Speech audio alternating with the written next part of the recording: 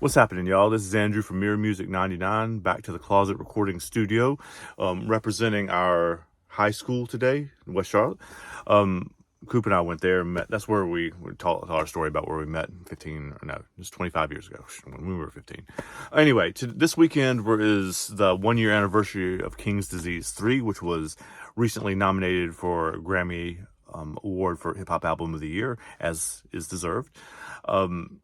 So we're going to do a reaction to Michael and Quincy today. I haven't picked up this album in a while, so it'll be not obviously the first time I've ever heard this song. We listened to this album a bunch a year ago, but since he's put out so much new music in the last year, I haven't come back to it as frequently as I probably normally would have. So anyway, this is Michael and Quincy, Grammy celebration or Grammy nomination celebration for NAS. Yeah.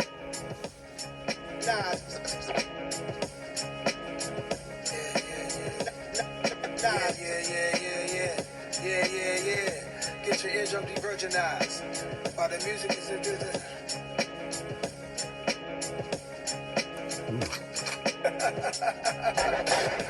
Eardrums de-virginized from the words of mine. Just a word of advice, you can't murder Nas. All my niggas certified, we got certain ties. Streets was the office, we didn't need a shirt and tie. AMI, weather like the Virgin Isles. I ain't got no jury on, cause I'm made of ice. Element surprise, but with the passing of price. To Portofino sitting high in the cliff. From a younger dude with a crew and we was working the shift.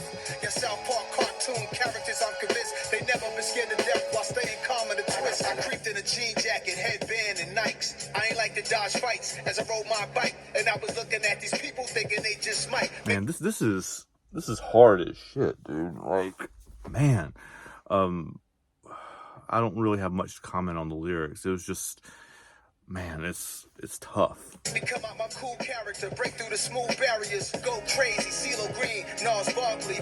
Okay, there's the go crazy, CeeLo Green, Gnarls Barkley. So, I mean, that's referencing multiple things. Obviously, Mike and Quincy, or Michael and Quincy, the title is referencing Michael Jackson and Quincy Jones.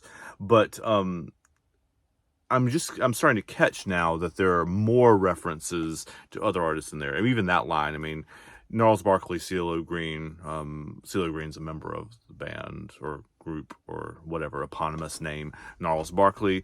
And the Crazy song, I mean, there's a song that they did called Crazy, obviously. But also the line, I think, references, it doesn't say Prince, but it said "Let's Go Crazy." I'm pretty sure, right? They just might make me come out my cool character, break through the smooth barriers, go crazy, CeeLo Green. No. Go crazy, yeah. So, like, to me, I hear Prince there too, right? I mean, not musically, but like as a reference to Prince too. So, I'm not fast enough. I don't have the lyrics pulled up in front of me. I'm not fast enough to catch all the musical references he's making in here, but I know there are a bunch. Barkley, before I even pulled to the spot, they try to park me. I'm used to dark scenes, that's why I spark green. Why I pour wine? They don't stock these, I gotta order mine.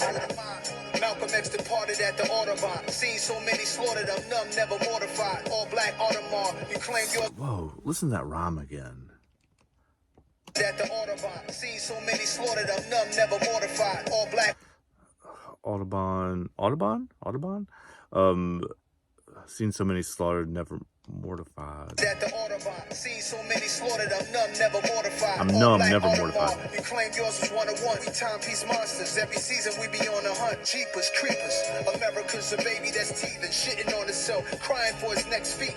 As odd as it gets. Man, Jeepers Creepers, America is a baby shitting on itself, waiting for its next feed. Now, I'm paraphrasing that badly, obviously, but that's like the metaphor there. Like, I think sometimes we forget that compared to most of the rest of the world, the United States is very young as a country. It's, 250 years old-ish, right? So it's not even, it's an infant compared to England or Germany or whatever that have been around, in some form for thousands of years or over 1,000 years. So we forget, I think, sometimes, historically speaking, that this is a young country and we're still going through infant shit, to use his terminology. It's not even a toddler yet. Gang members got nothing on these congressmen. Gang members got nothing on these congressmen. Iconic actors who are redemption for these mob guys. We easy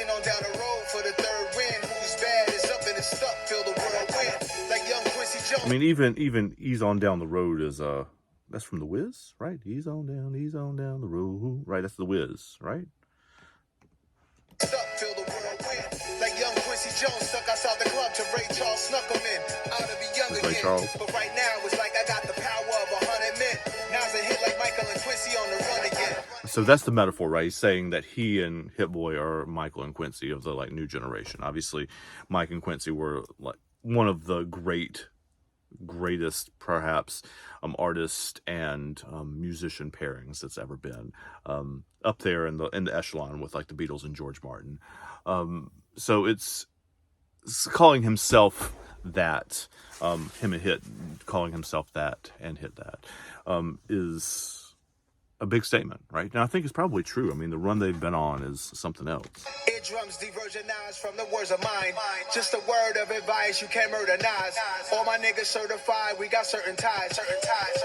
I'm activated, my hand might spark flames. Aviator frames, bandages, laminates, the stage. So he changed the holy, he changed the beat in there. And as I remember listening to King's Disease 3 the first time, I think that happens multiple times, doesn't it? Like where they change the beat up in the middle of the song. Like, listen to this shit again. Listen to this. You drop it out right there. There's no beat at all. I'm activated, my hand might spark flames. That's a whole different thing. From a stretcher I wave. Even if I never had 2 arms full of Grammys or responsive from Pepsi, I'd still be honorary. Like Quincy on the trumpet, Hit Boy on the drum kit. There's so much going on there. Like Quincy on the trumpet pops in right there. Like, and he's referencing the Grammys too. Even if he doesn't have any Grammys, he's still honorary. He's still one of the greats, right? He doesn't need that to justify his career or to like put his career like on that top level. But you know, it's good. He should have one. Didn't he win one for KD1? Am I remembering that correctly? He should also win one for this album too. Nasty like Michael, no vocals are overdub it. Bouncing off the wall, always starting something. Off the walls, obviously. Video, big And Thriller. Moonwalking, smooth criminal talking. I'm changing colors right now till I'm dark skinned. I love the. There's so much going on here. I might have to do a bar breakdown video of just this last verse, but. He's talking about Smooth Criminals, and he's just calling back to the Congressman line from earlier that we quoted, and the mob ties and all of that stuff. So the Smooth Criminal fits with that. Obviously, it's a Michael Jackson song too, but it fits. It kind of unifies that together. One of his other themes, both of this album and this run, generally speaking, I go back to Ultra Black. If you haven't watched the episode that Coop and I did about Ultra Black, we did a comparison between that song and Brown Sugar by the Rolling Stones, which was a really fascinating conversation about race and that kind of thing. So you should check that out if you have not seen that yet. But anyway, one of the themes that he seems to be perpetuating throughout the series, the Magic and KD series, is being proud of blackness and being and kind of reclaiming that as a powerful thing. And that line that he just said right here about going back dark from light skinned, I'm gonna play it again so I can quote it directly, but obviously is the reverse of what happened to Michael Jackson. So this verse has obviously got lots of Michael Jackson references in it. As it should, because the song is titled, at least in part, from Michael Jackson. But it's not a critique of Mike, I don't think, but it's also an evolution, right? Kind of like Nas and Hit are an evolution of what Mike and Quincy did. Right now till I'm dark skinned.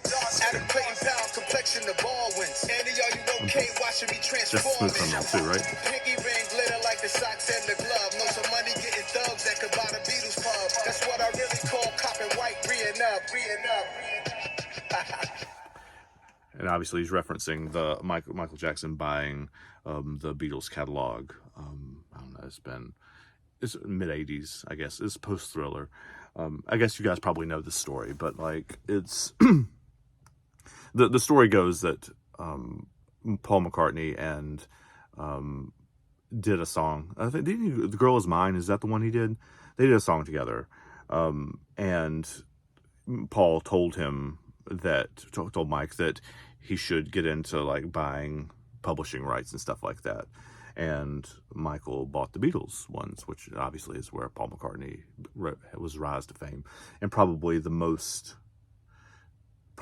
important, not important, but the most expensive and the most influential musical catalog really in history, in pop music history anyway.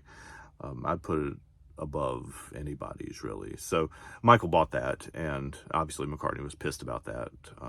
So they didn't speak for a very long time because of that. I think they eventually reconciled. But yeah, so Nas is obviously referencing that to the Beatles pub, the Beatles publishing rights. So anyway, there's a lot going on in this song. The song is it's amazing. Like it's just, as far as just like sitting here listening to it, even if you're not paying attention to the words, it's just, it makes me want to dance in my chair.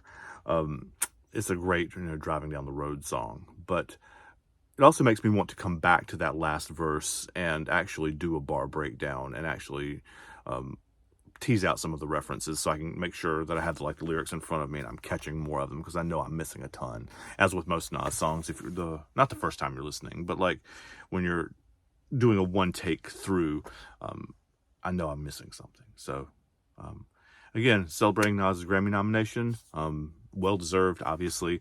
We're gonna do Nas related content, not exclusively all weekend, but for a lot of the weekend. So check back at this channel. We'll see y'all next time. Take care, y'all.